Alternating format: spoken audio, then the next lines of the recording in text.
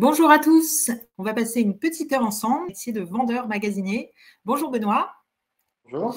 Alors on a aujourd'hui plusieurs établissements qui sont présents, je vais essayer d'oublier personne. Il me semble qu'on a le lycée Alexandre Denis, le collège Marcel Pagnol, le collège Belrem, le lycée Jeanne de Beauce, le collège Louis Pasteur, collège Leclerc, Jean-Paul Laurens, collège Galilée, collège Jean d'Astrée, collège Georges Brassens, le Sacré-Cœur, lycée Charles Poncet, collège Gaston Roupnel et Francisco Goya.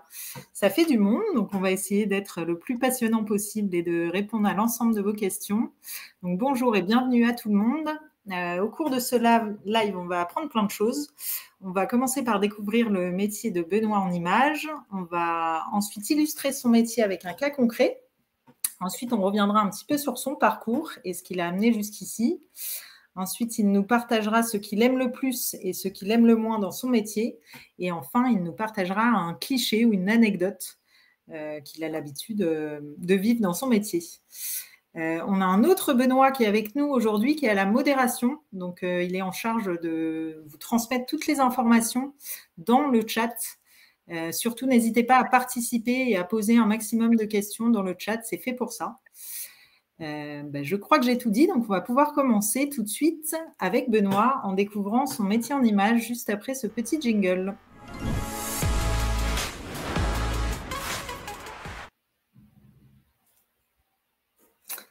Alors, donc on voit 5 images qui s'affichent à l'écran. Benoît, est-ce que tu peux un petit peu nous les présenter et nous expliquer à quoi elles font référence?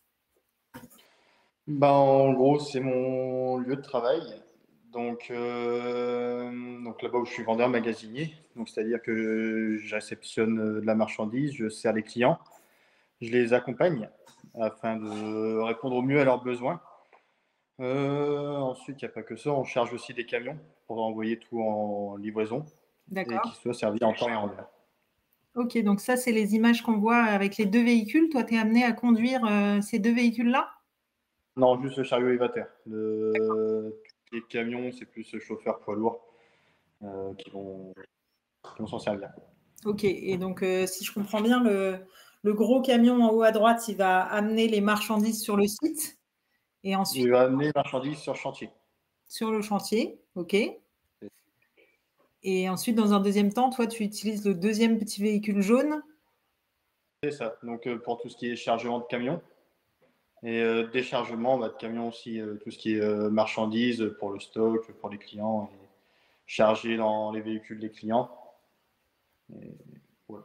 D'accord, super. Et c'est un véhicule que tu utilises tous les jours? Voilà, tous les jours. Okay. Tous les jours. Sans ça, on ne fait pas grand-chose. Ok. Et en haut au milieu, on voit une image où tu es dans un bureau avec quelqu'un, avec un client certainement. C'est ça, c'est ça. En gros, la journée, on est amené à servir des clients, donc que ce soit particulier ou professionnel. Donc en gros, c'est une image pour représenter qu'on les suit, qu'on les accompagne. Il y a beaucoup de relations avec le client, surtout pour les renseignements, des produits assez techniques où on doit les renseigner et leur proposer le bon produit pour aller au bon endroit et à la bonne place. Ok, super. Donc c'est une grosse part de ta journée d'être vraiment en contact avec le client pour l'accompagner. C'est ça. C'est ça. Ok, super. Et en bas à droite, alors qu'est-ce que c'est que ces grandes barres de fer? Je ne vois pas très bien. Ça, c'est un rayonnage, donc c'est là où sont rangées nos ossatures métalliques. Donc c'est pour tout ce qui est plâtrerie, isolation, pour mettre la laine de verre, fixer les plaques de plâtre. Donc là, ça fait partie de notre boulot aussi de tenir une cour toujours propre, bien rangée, qu'il n'y a rien qui dépasse. Question de sécurité, parce qu'on a quand même beaucoup de clients qui rentrent dans la cour pour pas qu'ils se prennent les pieds dedans. Et pour nous, c'est quand même plus sympa de travailler dans un endroit qui est propre qu'un endroit où c'est un peu lourd. D'accord. Et c'est qui alors vos principaux clients? Beaucoup d'artisans et constructeurs de maisons individuelles. Après, on va dire que nous, dans notre négoce, donc on est à 70% de professionnels et 30% de particuliers qui viennent chez nous. D'accord. Et du coup, j'imagine que pour faire ce métier-là, il faut être un peu artisan soi-même et pouvoir conseiller Pas du tout. Moi, j'ai démarré là-dedans, je connaissais rien du tout. Je savais même pas ce que c'était une plaque de plâtre, un parpaing. Et on apprend sur le tas. D'accord. C'est passionnant. C'est bien. Ok, super. Ok, bah merci beaucoup. Pour rentrer un petit peu plus dans le concret de ton métier, je te propose maintenant de passer au cas concret, juste après de nouveau ce petit jingle.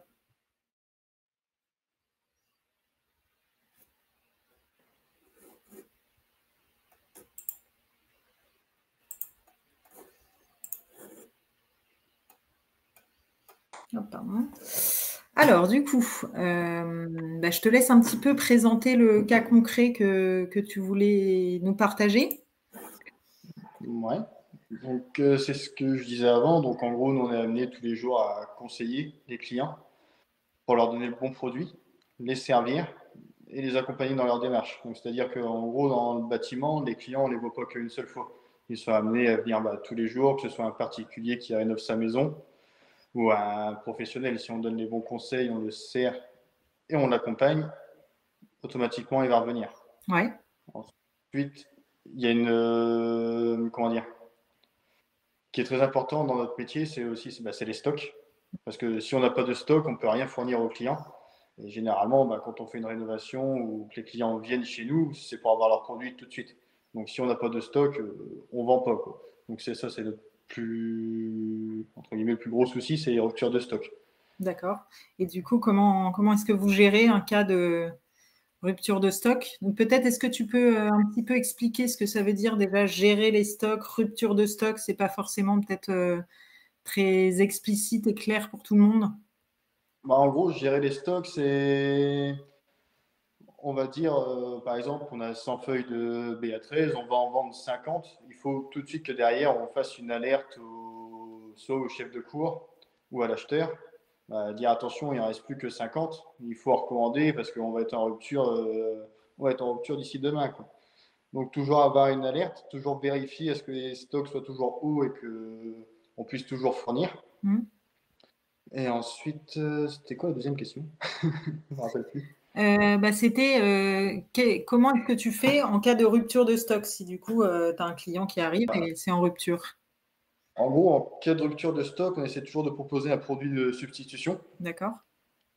Donc, quand possibilité il y a, s'il n'y a pas de possibilité, on n'y arrive pas et on demande au client s'il peut patienter le temps qu'on se dépanne, soit par le biais du fournisseur, ou soit par le biais de plusieurs agences. Nous, en gros, on a plusieurs agences dans le secteur et on arrive toujours plus ou moins à se dépanner. D'accord. À se dépanner, à faire rapatrier les produits. Ok, et du coup, c'est des problèmes qui arrivent souvent, même si vous avez, comme tu dis, un système d'alerte ou vous arrivez à... Ça arrive souvent oui et non, quoi. Ça dépend. Ouais, non, pas souvent. Et quand ça arrive, il faut tout de suite y remédier, quoi. D'accord. C'est. Et du coup, toi, tu es en direct avec les confrères. Tu vas tout de suite aller acheter aller appeler pardon, d'autres magasins pour savoir s'ils ont les stocks ou c'est pas toi qui prend en charge cette partie. Ça dépend de l'urgence. Si c'est urgent, oui, si le client est en face de moi et qu'il attend impatiemment ses matériaux, je vais appeler les confrères savoir s'ils les ont en stock. Si jamais ils les ont en stock, il y a deux solutions. Soit on fait un rapatriement et ça arrive le lendemain ou le surlendemain, ou soit le client peut passer aussi dans les autres agences. Donc, c'est-à-dire qu'on est assez regroupé sur le secteur et allez, en moins d'un quart d'heure de route, il arrive à trouver son bonheur, entre guillemets. D'accord. Et comment ça se gère concrètement des stocks? Ça veut dire qu'après chaque vente, toi, tu vas indiquer quelque part qu'il y en a 50 en moins ou... En gros, c'est ça. On va pas dire tous les jours, c'est mentir, mais tous les 2-3 jours, on fait un tour un peu des secteurs, voir ce qui manque et ce qu'il faut commander. En gros, nous, là, dans notre bâtiment, on a 4 zones. Donc, on a une zone bois, une zone plâtrerie isolation, une zone gros œuvre et une zone tuile. Et chaque magasinier est un peu responsable de sa zone. D'accord. Donc, dès qu'il voit qu'il y a un trou quelque part, tout de suite, il repasse une commande ou il appelle l'acheteur pour dire bah, tiens, il manque ça, et puis il repasse la commande. Ok, très bien. Ok, et pour visualiser un petit peu ta journée plus concrètement, toi, tu passes du coup 80% de ta journée dans le magasin ou 80% de la journée dans la cour, oui, c'est ça. D'accord. Et le reste du temps, du coup, ça va être au volant de la petite machine qu'on a vue tout à l'heure ou... C'est ça, en gros, je suis plus dans une cour matériaux, donc je suis dans la cour dans le chariot élévateur. Après, les 20% qui restent, c'est plus de l'administratif, quoi, en gros. Faire des papiers. Et puis voilà. D'accord. Ok, très bien. Bah, merci beaucoup, Benoît. N'hésitez pas, si vous avez des questions pour Benoît, à les poser dans le chat pour que je puisse lui poser à mon tour s'il y a des éléments qui ne sont pas clairs. Et maintenant, on va revenir un petit peu sur ton parcours, si tu veux bien, Benoît, juste après ce petit jingle.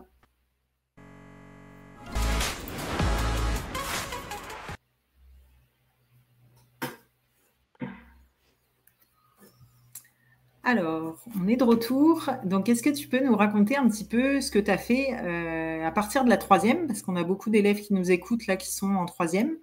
Donc, on va essayer de revenir un petit peu loin et de se remettre un petit peu dans dans la tête de l'élève que tu étais à l'époque. Est-ce que tu peux nous en dire un peu plus? Ouais. Donc, après la troisième, je suis parti en seconde générale. Donc, c'est écrit élève moyen, c'est parce que en gros, je vivais beaucoup sur mes acquis. Je ne vais pas le dire, je faisais pas grand-chose, j'arrivais toujours à avoir la moyenne et je cherchais pas à avoir plus. D'accord.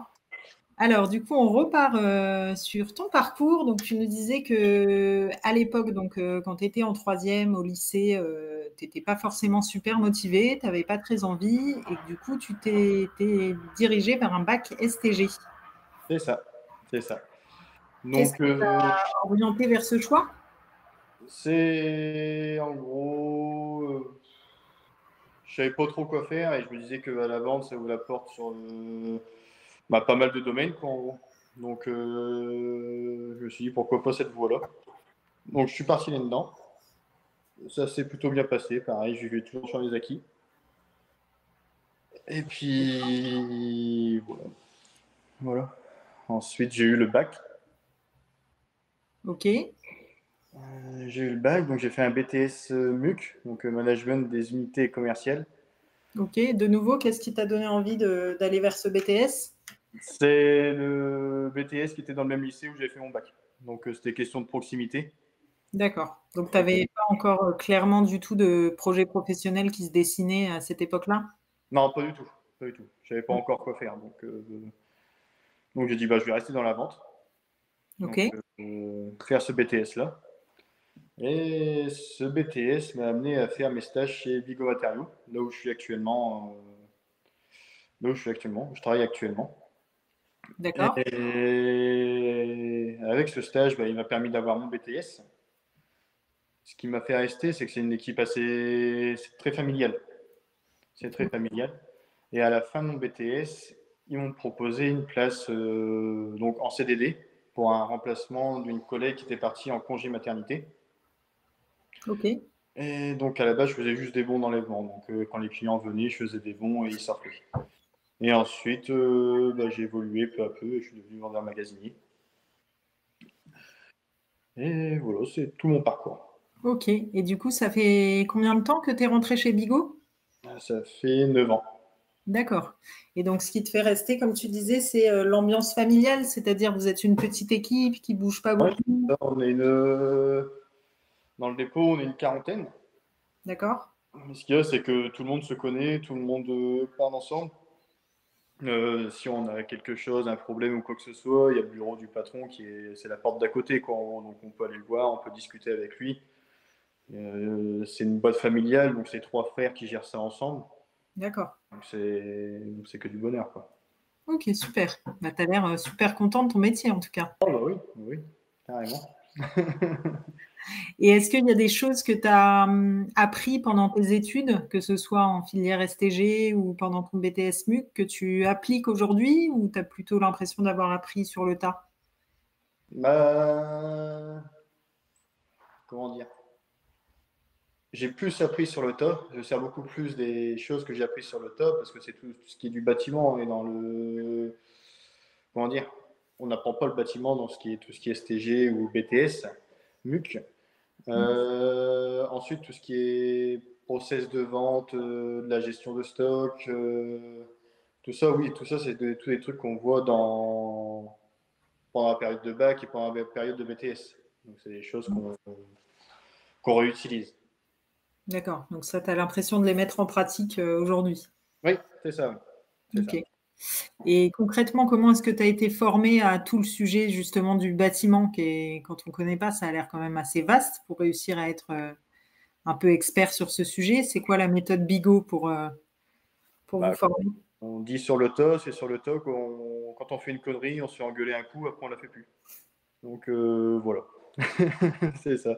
Et après, je prenais quelques bouquins au soir, puis je lisais chez moi les dictionnaires du bâtiment pour connaître les termes techniques, comment mettre en œuvre, par exemple, comment poser un parpaing, comment poser une plaque de plâtre, l'isolant.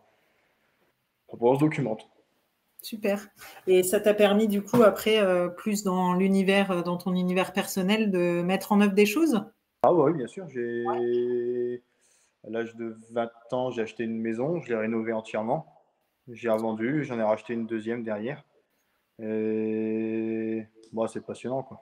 Mettre en œuvre les produits qu'on vend, je trouve ça super bien. Super bien. Ouais, super. Ok. Et juste pour être un peu plus concret, c'est quoi concrètement un peu tes horaires de travail? Tu travailles quel jour dans la semaine et est-ce que le rythme est toujours le même ou est-ce que ça change? Le rythme, c'est quasiment toujours le même, donc 8h midi, 1h30, 17h30, D'accord. du lundi au vendredi. Et Ok. ensuite, on fait un samedi sur 3 dans le mois. On D'accord. a nos jours fériés, nos week-ends, les 5 semaines de congé par an. Ok. Ok, parfait. Et est-ce que peut-être pour finir sur cette partie, est-ce que tu aurais quel conseil tu aurais envie de donner, toi, à des élèves qui réfléchissent à leur orientation, si tu te rappelles de l'élève de troisième que tu étais à l'époque? Il faut bien suivre les cours. Il faut bien suivre les cours. Je sais pas quoi donner comme conseil, j'ai pas été bon. J'ai pas été bon.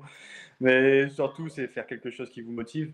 Pas faire quelque chose par dépit ou parce que c'est proche de chez soi, mais vraiment faire quelque chose qui nous motive. Être dans un métier qui nous plaît, c'est important, quoi. C'est important. Tout à fait. Un super conseil, merci. Maintenant, on va passer à la troisième partie. Donc, on va regarder ce qui t'intéresse le plus et ce que tu aimes un peu moins dans ton métier, juste après ce jingle.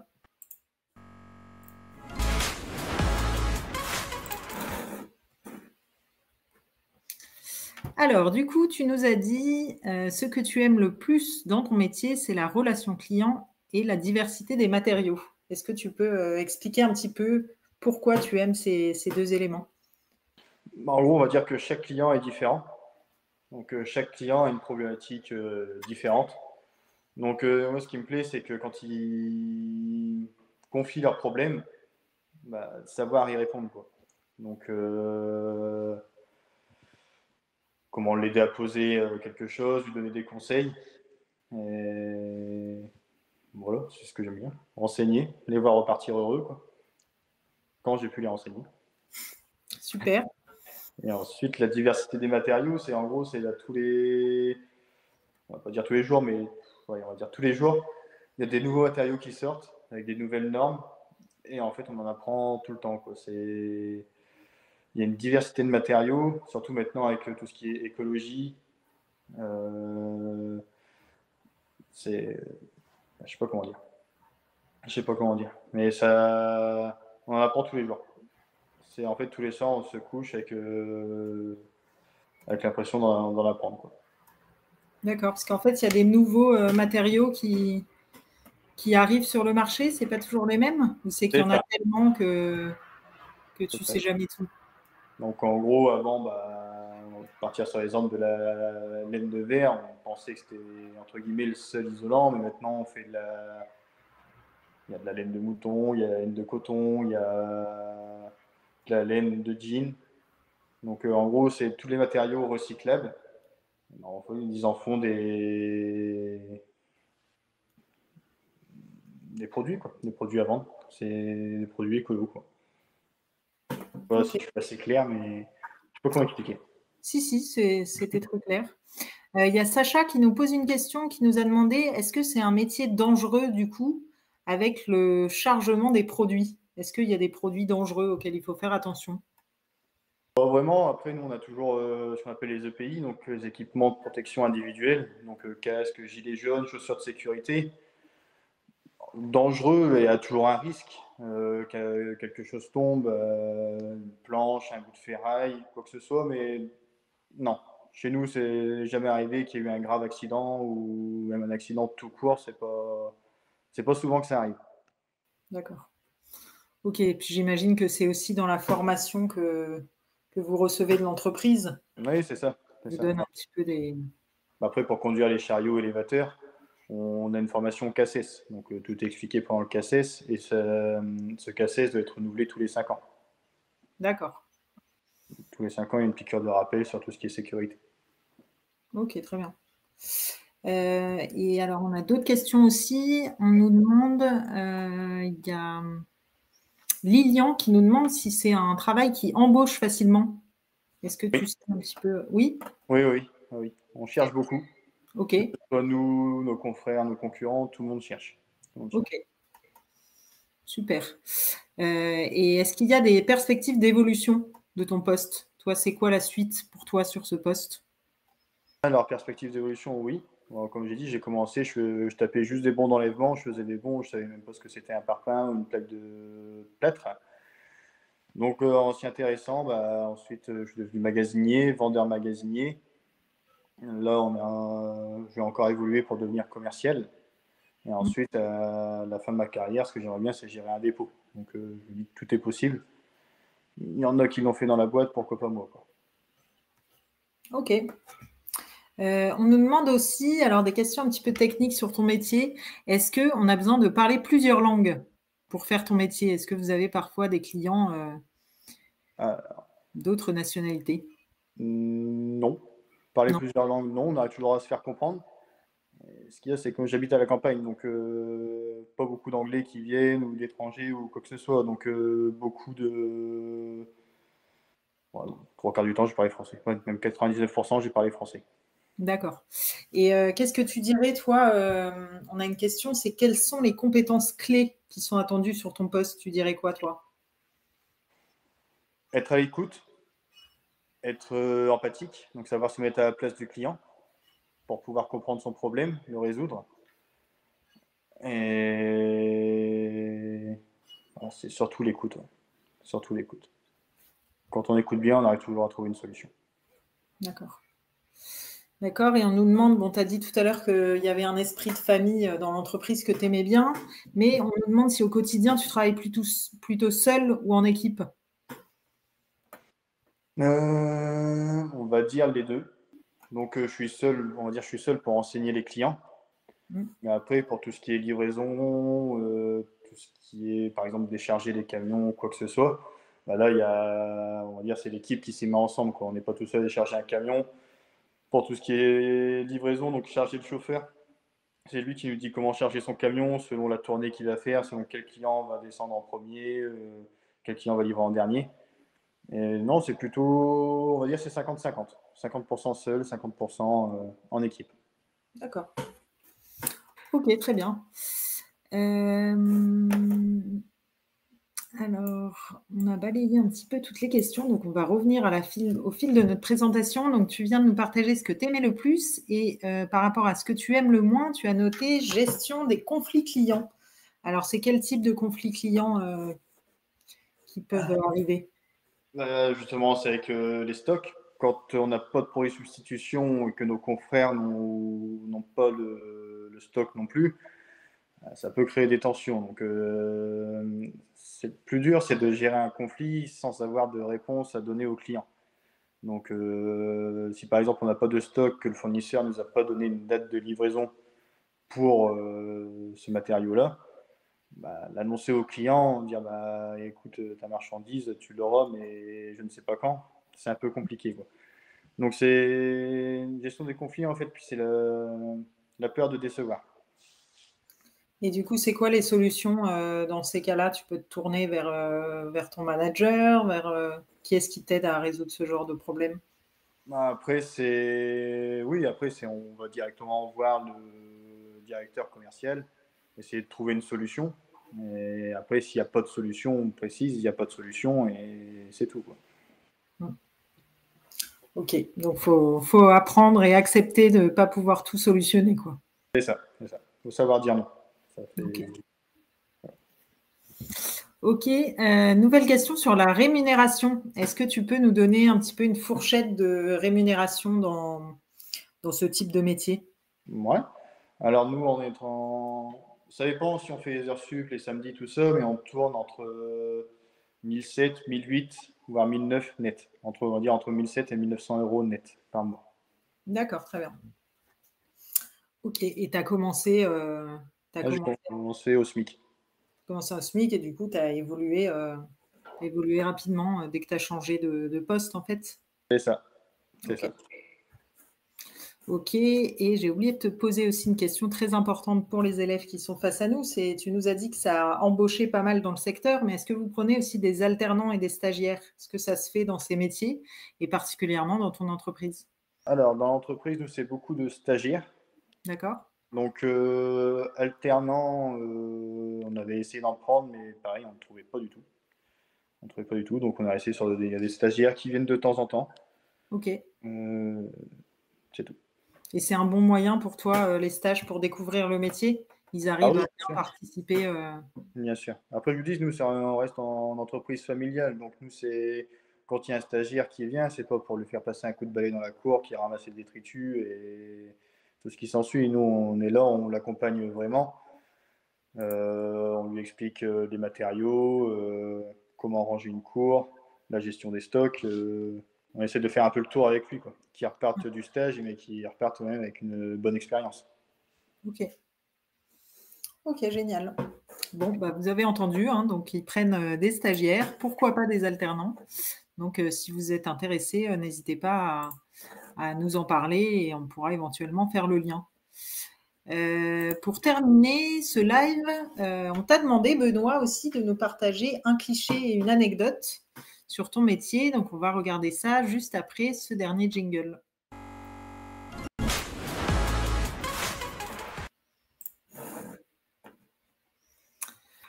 Alors, donc tu nous dis, d'après les artisans, les vendeurs magasiniers ne font rien et sont dans leur planque. Alors, est-ce que tu peux nous dire un petit peu ce que c'est que cette anecdote?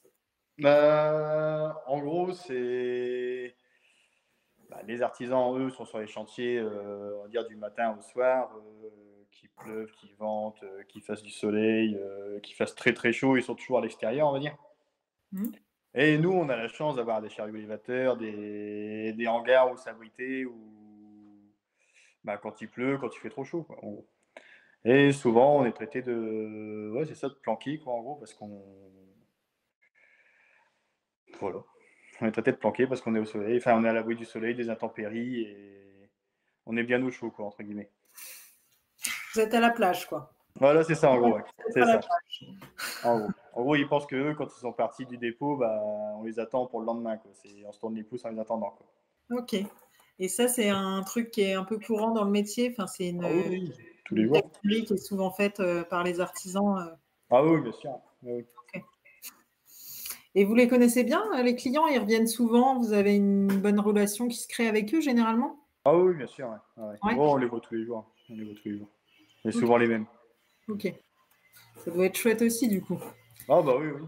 C'est une famille encore plus grande, quoi. C'est ça, c'est ça. Des fois, on oublie qu'ils sont clients, c'est plus des potes, quoi, entre guillemets. Ouais. Ok, génial. Ok, bah écoute, je crois qu'on arrive à la fin de ce live. Est-ce que toi, tu penses à une dernière chose à partager sur ton métier ou quelque chose que tu aurais envie de dire aux élèves qui nous écoutent? Dans ce métier-là, en fait, il faut en vouloir pour progresser. Donc, pas rester sur ses acquis, dire je vais faire le strict minimum, mes horaires c'est de telle heure à telle heure, et c'est tout, j'en fais pas plus, quoi. C'est toujours vouloir aller de l'avant. et pour pouvoir montrer qu'on est capable, comme là, pas seulement de faire des bons dans les vents, par exemple, mais aller dans la cour, servir des clients, les renseigner. Il faut toujours montrer qu'on est capable et avenant. Et voilà. D'accord, super. Bah, merci beaucoup. Merci à tous pour votre participation à ce live. J'espère que ça vous a plu. Personnellement, j'ai passé un super moment avec vous. J'espère que toi aussi, Benoît. Oui, nickel. Je remercie aussi la Fédération des matériaux de construction pour sa collaboration qui nous a permis de découvrir le métier de Benoît aujourd'hui. Vous pouvez les retrouver sur Instagram @compétences d'avenir. Je laisse Benoît, le modérateur, cette fois vous mettre la mention dans le chat. Et on va tout de suite également vous envoyer un petit questionnaire de satisfaction dans le chat. Prenez 5 minutes, s'il vous plaît, pour donner votre avis. Ça nous aidera pour la suite, pour améliorer nos contenus. Et on se retrouve pour de nouveaux lives les mardis et jeudis à 11h et 15h et aussi le mercredi et le vendredi à 11h. Vous pouvez retrouver toute la programmation sur myfuture.re/live. Et vous pouvez aller là-dessus pour vous inscrire. Et voilà, à bientôt Benoît. Merci encore pour ta participation. Bon après-midi à tous et à très vite. Au revoir. Au revoir.